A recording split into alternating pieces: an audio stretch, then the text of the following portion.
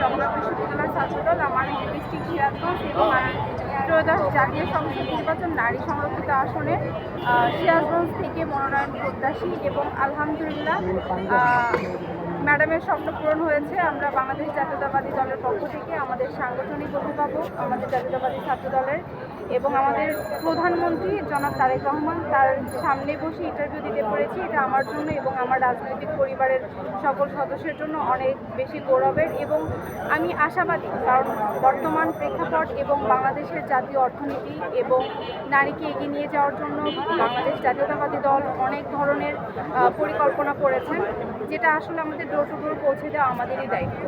এবং আমরা যদি ঐক্যের সাথে এবং আমরা যদি সততার সাথে এবং তরুণরা যদি আমরা একত্রে হয়ে আমরা যদি আমাদের যারা সংসদ সদস্য আছেন আমরা যদি তাদের সাথে একটা সমন্বয় করে টিম ওয়ার্ক করতে পারি, তাহলে আমরা ইনশাআল্লাহ আমাদের যে বাংলাদেশের যে বর্তমান পরিস্থিতি আপনারা দেখতে পাচ্ছেন, আশা করি আমরা একটা সুন্দর রাষ্ট্র করতে পারবো। এবং আমি রাজনৈতিক পরিবার থেকে বেড়ে উঠেছি। আমার দাদা একজন মুক্তিযোদ্ধা এবং তিনি প্রতিষ্ঠাতা সভাপতি বিএনপি, তারই হাত ধরে আমাদের উপজেলাতে বিএনপির চর্চা শুরু হয়েছে। তার এই ধারাবাহিকতায় তিনি সফল চেয়ারম্যান ছিলেন। আমার বাবা একজন চেয়ারম্যান ছিলেন সফলভাবে। আমার বড় চাচা দীর্ঘ 18 বছর বিএনপির সভাপতি ছিলেন।